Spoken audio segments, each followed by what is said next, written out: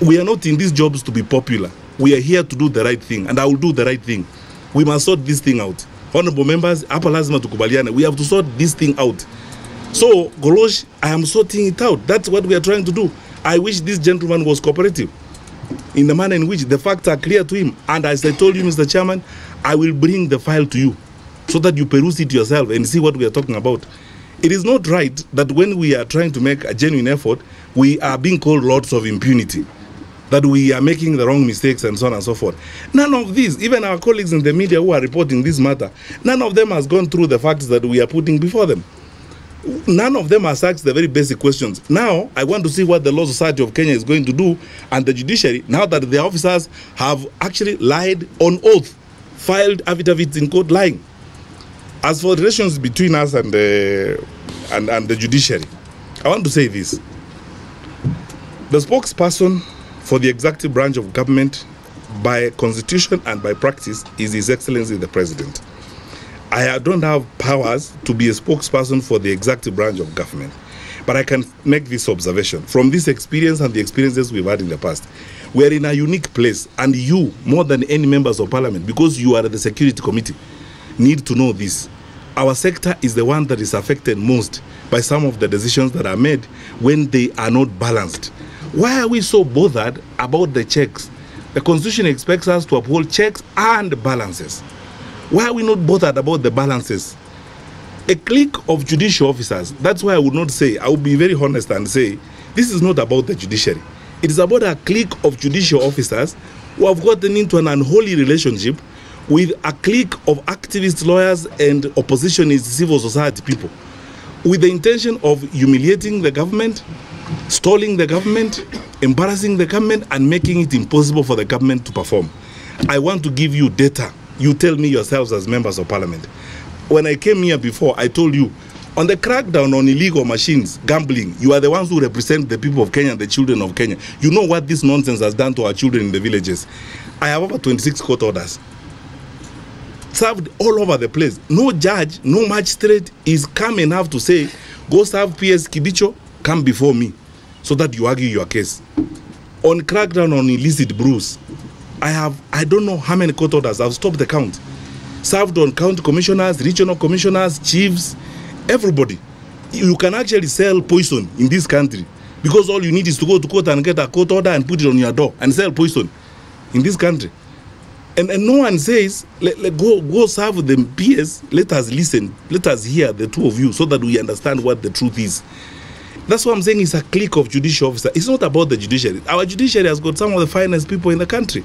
There's a clique in the judiciary that has been captured by a group of people in civil society and a clique of activist lawyers.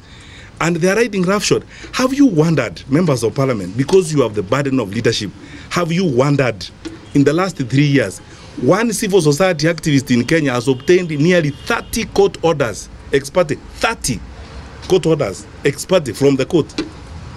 He walks in, he gets an order, comes out. He walks in, he gets an order, comes out. In fact, he could even walk in today and say he wants an order so that all cabinet secretaries commit suicide. You'll get the order. He walks in, gets an order, comes out. What does that say about our judicial system? Last Wednesday, the whole day, the Attorney General spent time begging for one thing, to be heard. If we had been heard by that judicial officer, they would have been told what we are telling you. Mr. Miguna is on the air side. He is not in the custody of Boynet. Boynet cannot produce him because he doesn't have him. The director of immigration would have said, this guy is not held. This would have been said. Then the judicial officer proceeds to make a 36-page ruling. Just ask yourself, a 36-page ruling in 20 minutes, even if you are a paragon. Isn't that evidence that there's collusion going on elsewhere and things are being brought to the judicial system to try and stall this? And then he says, when the judicial officer orders that we go to court, he says, let them come, but I will not hear them. What does that mean? What do you want us? You want us for humiliation parade so that you can drag us by the collar through the street of public opinion. It's not an interest to resolve issues. How can you be condemned and hard? As I told you, this is not a story. Somebody should show me, this is the affidavit of service that shows that you were served a court order. This is what's happening.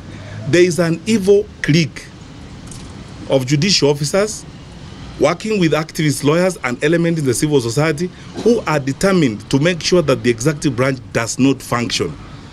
And they will issue order after order after order after order. You cannot move. And you know, look, you are the security committee.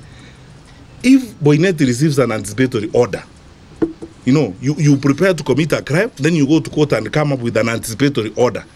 We are hearing it's an invention in Kenya's judicial system, an anticipatory order. So you can't be arrested. So you go, get the order, and arrive here, and go and break into Honorable Ngujiri's house. You have an order. You anticipated that you're going to make a mistake. You cannot be arrested. And let me tell you, at a personal level, and this should be on the record, I am in Parliament.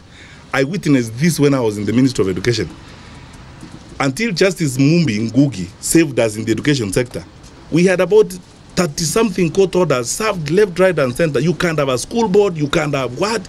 On the basis of a letter, honorable members, a letter, a piece of paper that was signed by the late Mutula Kilonzo, given to an individual who purported to represent all parents.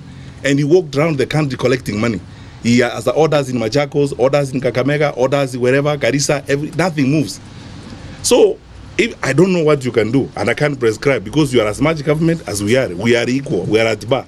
So I can't direct you, I can't command Parliament, I can't do anything. All I can do as a member of the executive branch is present the reality and inform you as it is.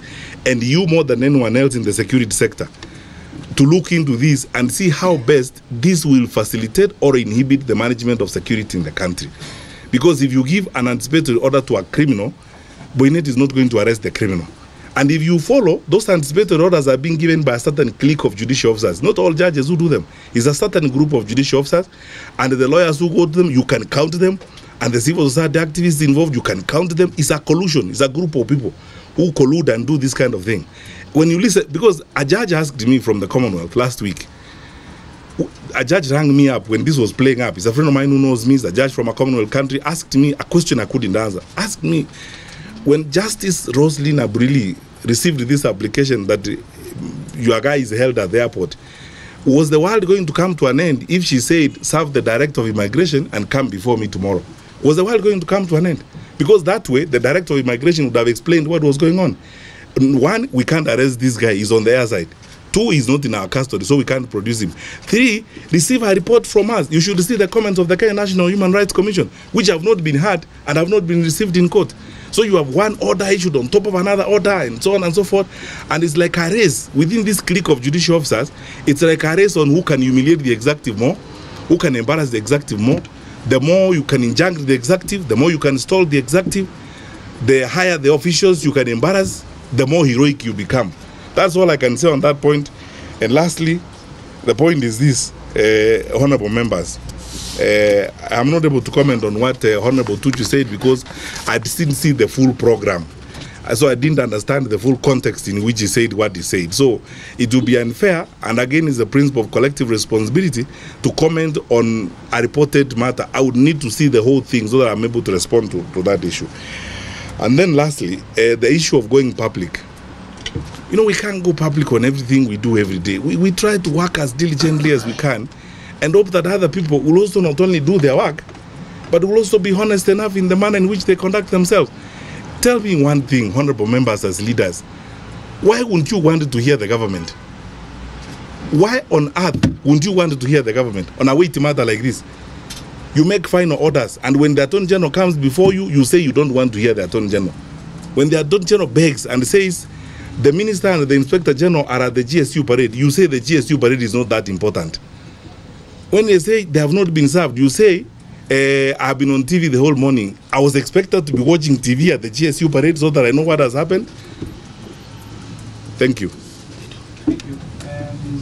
Before you answer, I want to recognize the presence of and then we have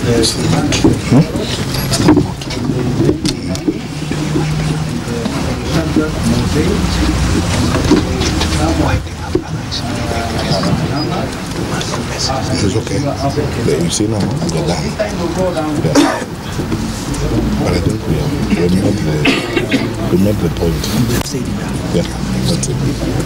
Is this question of renouncing? What does it mean physically?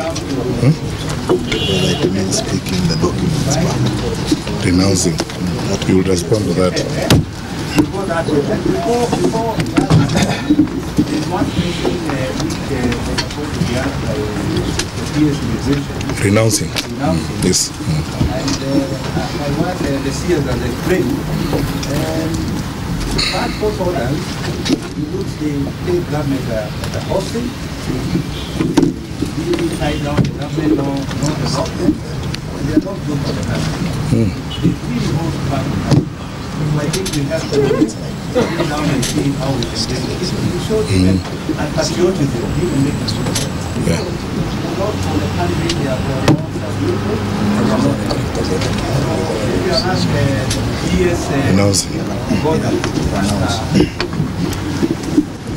Chair, through the Cabinet Secretary, if you can recall, before the August 2010 new constitution, the government of Kenya only did not allow dual, which means you could not hold citizenship of two nationalities.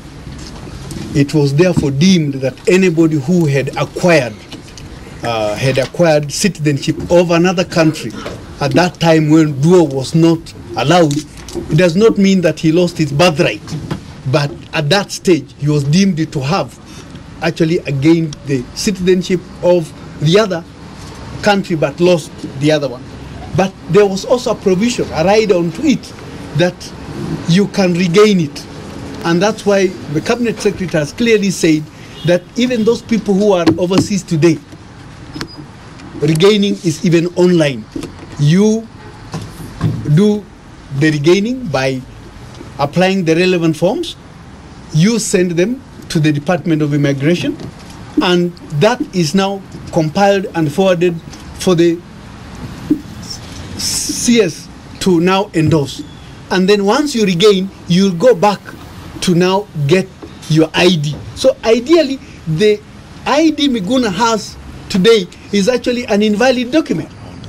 He will, even when he regains the citizenship, he will have to go to NRB to now get his ID, and then he can now process the passport. That is as simple as that. So that process is communicated, and many Kenyans are really doing it. And then there is also repercussion. When you are a dual citizenship, there are also certain jobs you can actually get in the government, and there are certain jobs you cannot. That's why it is important.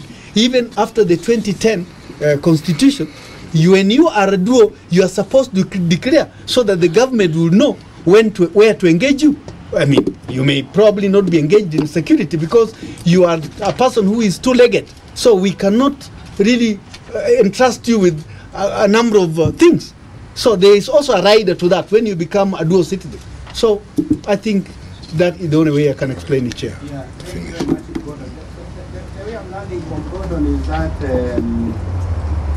even amongst leaders and in different government offices, there's a lot of negligence and also ignorance, because even if he was allowed to stand as a governor of Nairobi, what really could have happened, really?